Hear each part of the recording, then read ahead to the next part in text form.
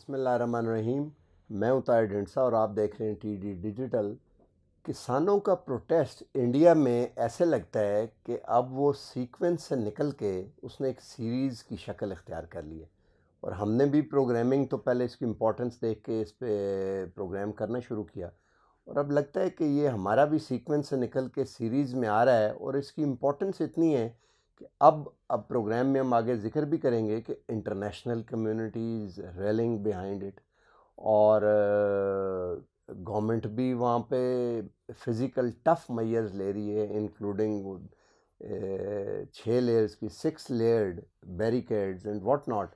वो पंजाबी में एक लफ्ज़ बोला जाता है जिसे कहते हैं सुआ, बहुत अगर कांटेदार लंबा, वो कहते हैं सुओं का भी एक बैरिकेड है उसका आगे उन्होंने लगाया हुआ। तो ये सिचुएशन क्या है, इसका स्टॉक हम लेते हैं और बात करते हैं।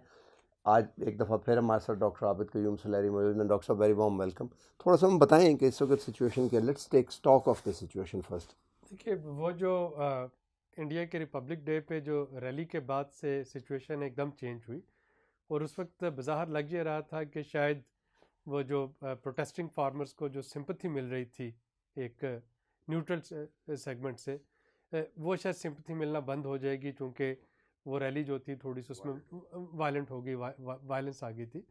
लेकिन वो उसमें जो एक नया ट्विस्ट आया वो ये कि फौरी तौर पे जो इंडिपेंडेंट मीडिया था इंडिया में, उन्होंने ये चीज़ रिपोर्ट करना शुरू कर दी कि वो जो वायलेंस थी वो शायद एक प्री प्लान्ड, ऑर्केस्ट्रेटेड थी।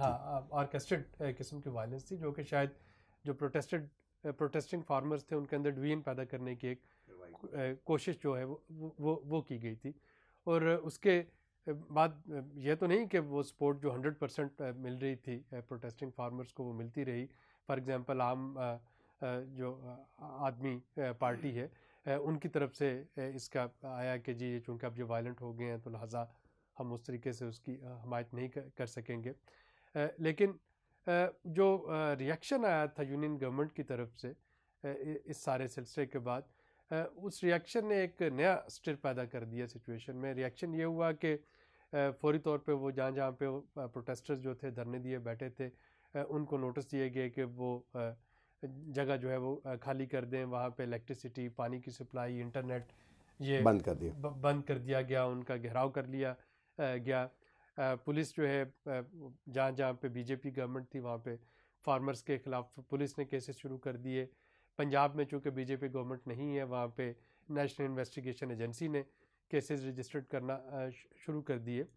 और इस सारे मरहले पे जो एक वहाँ पे एक लीडिंग जो इस सारी मूवमेंट को लीड कर रहे थे, उन्होंने मरण भरत रखने का कह दिया कि जी मैं अब भूख हड़ताल जो है वो कर लूँगा, और रोना शुरू कर दिया। और उसके फ़ौरन बाद उसी रात पे हज़ारों नए जो सपोर्टर्स थे उनके वो आ गए। और अब अगर हम देखें तो जो इंडिया के जो दिल्ली के जो बॉर्डर हैं, गाज़ीपुर बॉर्डर है, सिंगू बॉर्डर है, टिकरी बॉर्डर है, तो जो बॉर्डर्स हैं वहाँ की सूरत हाल ऐसी है जैसे कि वो किसी दुश्मन मुल्क के ख़िलाफ़ पूरे जंगे खंदक हो रही है। हाँ, नहीं खंदक नहीं, वहाँ पे कुछ 6 फुट ऊंची मेकशिफ्ट दीवार है कंक्रीट की पहली लेयर पे। उसके बाद आयरन बैरिकेड्स हैं, अच्छा। 2 लेयर्स उसकी हैं। उसके बाद स्पाइक्स हैं, लंबे नेल सुए वो सड़क पर गाड़े गए हैं। उसके बाद बार्ब्ड वायर्स हैं, और उसके बाद पुलिस की गाड़ियाँ हैं। अच्छा। लॉ इन्फोर्समेंट एजेंसीज की गाड़ियाँ। तो ये इतना लंबा चौड़ा, ये तो एलओसी लग रही है, उससे भी ज़्यादा। एलओसी से भी बहुत ज़्यादा है। एलओसी तो कुछ एलओसी भी पे नहीं भी इतना कुछ नहीं है, वहाँ पे सिंपल फेंसिंग है आपकी। लेकिन ये तो एलओसी से भी बहुत ज़्यादा हो गया।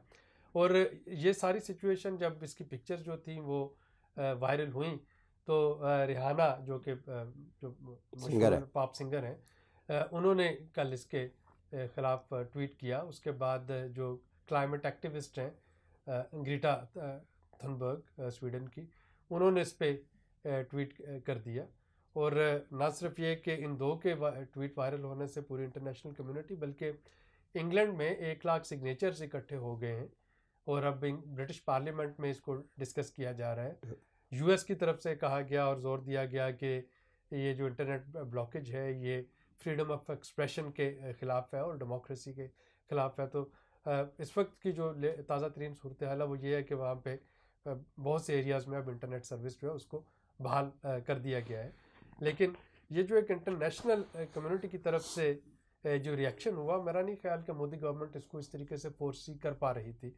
गो कि उन्होंने कल डैमेज कंट्रोल करने की कोशिश की और अक्षय कुमार और अजय देवगन और बहुत से जो स्पोर्ट प्लेयर्स हैं इंक्लूडिंग सचिन तेंदुलकर वगैरह, तो उन्होंने अपनी जो ट्वीट्स हैं रिस्पॉन्ड में की कि ये इंडिया का इंटरनल मसला है और इस पर इंटरनेशनल कम्युनिटी को नहीं आना चाहिए। लेकिन शायद बहुत ज़्यादा अरसा अब हुकूमतें जो हैं वो सस्टेन न कर सकें, इस तरीके से ऑप्रेस नहीं कर पाएंगी, क्योंकि आज के दौर में it's not only internal accountability, अब ये अकाउंटेबिलिटी जो है ये इंटरनेशनल अकाउंटेबिलिटी इंटरनेशनल होती है। ये जिस वक्त रिहाना टाइप ये जो एम्बेसडर्स इंटरनेशनल एंजेलिना जोली यहाँ भी आई थी, तो तजर्बा ये बताता है एज ए जर्नलिस्ट भी वैसे भी कि जब इस तरह के लोग ट्वीट और सामने आ जाएं तो उसके पीछे कोई ग्रुप या बड़ी लॉबी या कोई इंटरनेशनल प्लेयर ज़रूर होता है, यूएन या कोई गवर्नमेंट जो ख़ुद US for example Angelina Jolie के पीछे हमें पता है कि यूएस गवर्नमेंट का एक बहुत बड़ा एक पार्टी का एक फ्लैंक था, लेकिन वो ख़ुद सामने नहीं थे आना चाहते, तो उन्होंने सैलाब के दौरान भेजा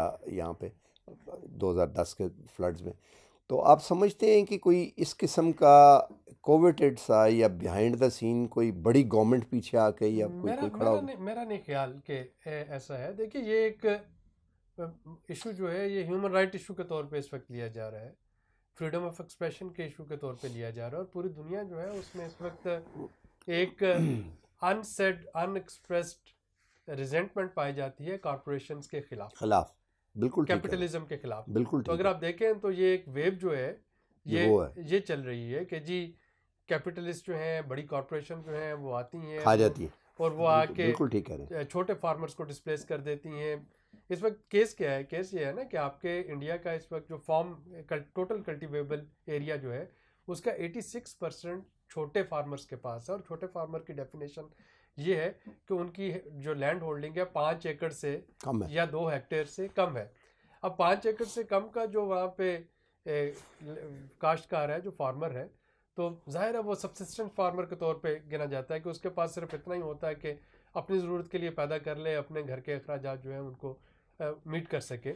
अब अगर आप उनको मैसिवली डिस्प्लेस करते हैं, जो उनका इस वक्त फियर है कि जी कॉरपोरेशंस आ जाएंगी और वो आके हमें ऑक्यूपाई कर लेंगी, उनके साथ कॉन्ट्रैक्ट जो है वो बड़े वन साइडेड होंगे, उनके कॉन्ट्रैक्ट की नेगोशिएशन जो है फार्मर्स के पास बारगेनिंग पावर नहीं होगी, अगर उस पर कोई डिस्प्यूट आ जाता है तो किसी रेगुलर कोर्ट में चैलेंज नहीं किया जा सकता, उसके लिए डिस्ट्रिक्ट एडमिनिस्ट्रेशन के पास जाना होगा।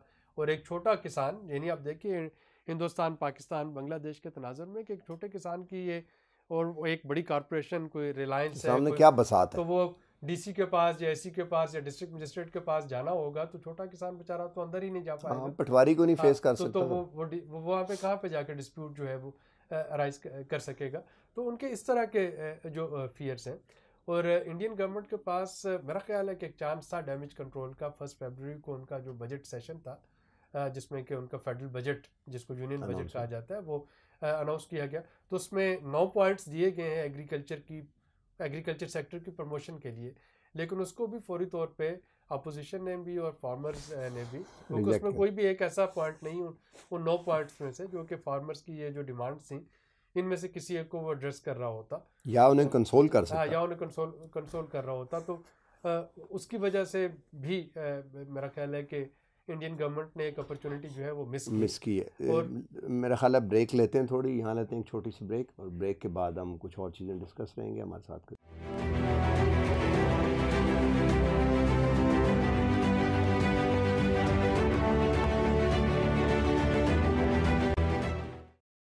Welcome back. अच्छा, ये बताइए कि अभी हम ट्विस्ट की और टर्न की बात कर रहे थे, कुछ इसे ट्विस्ट कह रहे हैं, कुछ कह रहे हैं कि एक जो पूरी हिस्ट्री है उसमें it's a big turn, it's a twist और टर्न, क्या ख्याल है आपका? देखिए, मेरा अगर आप और मिक्स ऑफ इट, ये एक बहुत से वजूहात है। अगर आप इसकी पॉलिटिकल इकॉनमी को देखते हैं तो बहुत एक से ज़्यादा वजूहात है। एक तो ये है कि 84 के बाद अभी तक अगर आप देखें तो पंजाब में जो ग्रेटर पंजाब को जो टुकड़े टुकड़े उस वक्त किया गया था, तो अभी तक जो सिख कम्युनिटी है उसको शक की निगाह से देखा जाता है, स्पेशली जो फार राइट जो वहाँ पे ग्रुप्स हैं बीजेपी इंक्लूडिंग इंतजामिया भी तो उनकी तरफ से थोड़ा सा उनको शक की निगाह से देखा जाता है।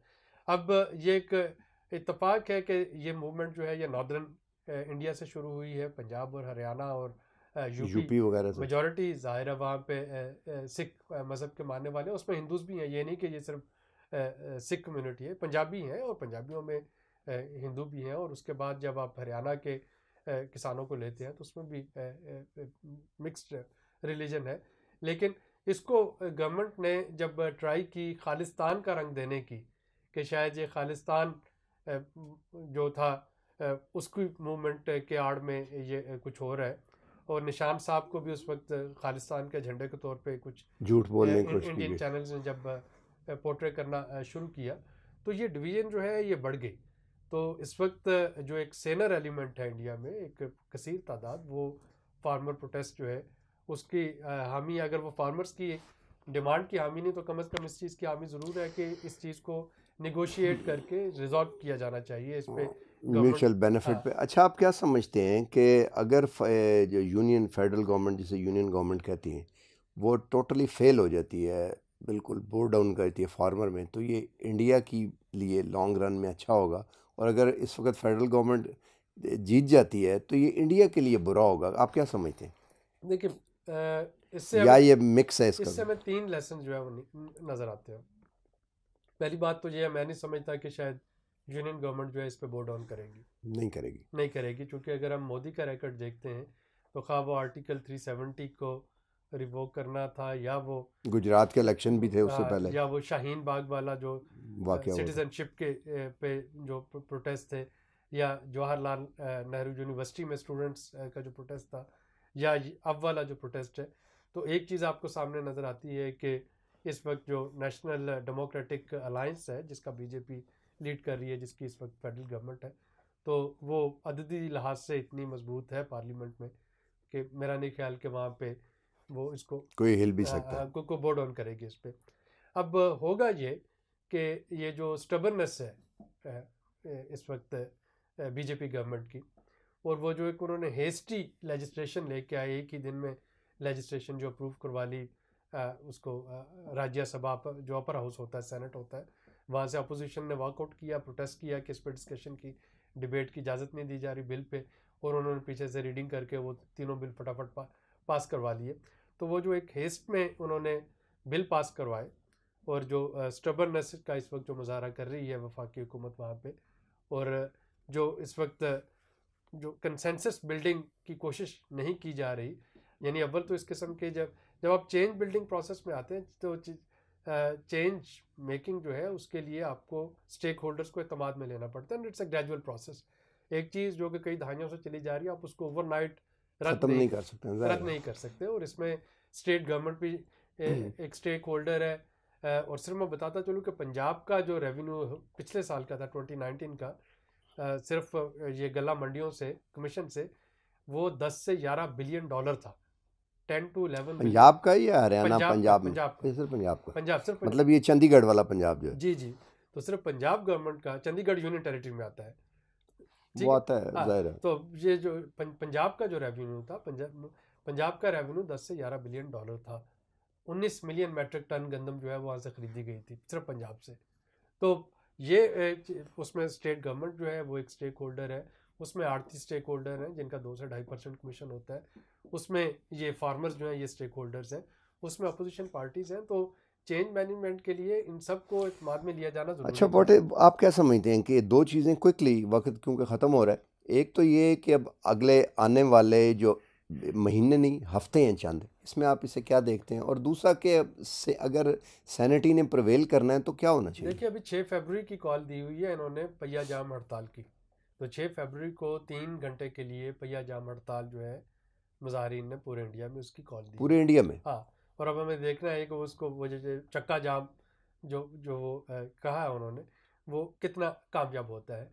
इस वक्त सूरत हाल ये है कि अपोजिशन पार्टीज़ जो हैं वो फार्मर्स के साथ मुज़ाकरात करना चाह रही हैं, उनके साथ सपोर्ट में खड़ी हैं, और इवन बीजेपी की बहुत सी इत्तेहादी पार्टियाँ हैं, शिवसेना जो है, शिवसेना के जो लीडर हैं वो भी जाके मिलने गए वहाँ पे गाज़ीपुर बॉर्डर पे और उन्होंने भी जाके कोशिश की कि जी हम फार्मर्स के साथ हैं। तो इस वक्त ये एक पॉपुलर अप्रोच बनती जा रही है, बनती पॉपुलर मूवमेंट बनती चली जा रही है। साउथ इंडिया जो है वो इससे क्योंकि लाताल्लुक है, और वहाँ पे वैसे भी जो अगर आप उसकी पॉलिटिकल इकोनॉमी और डायनामिक्स देखें तो सदर्न इंडिया जो है उसका बहुत ज़्यादा दिल्ली में जो हो रहा होता है उससे ताल्लुक नहीं होता है।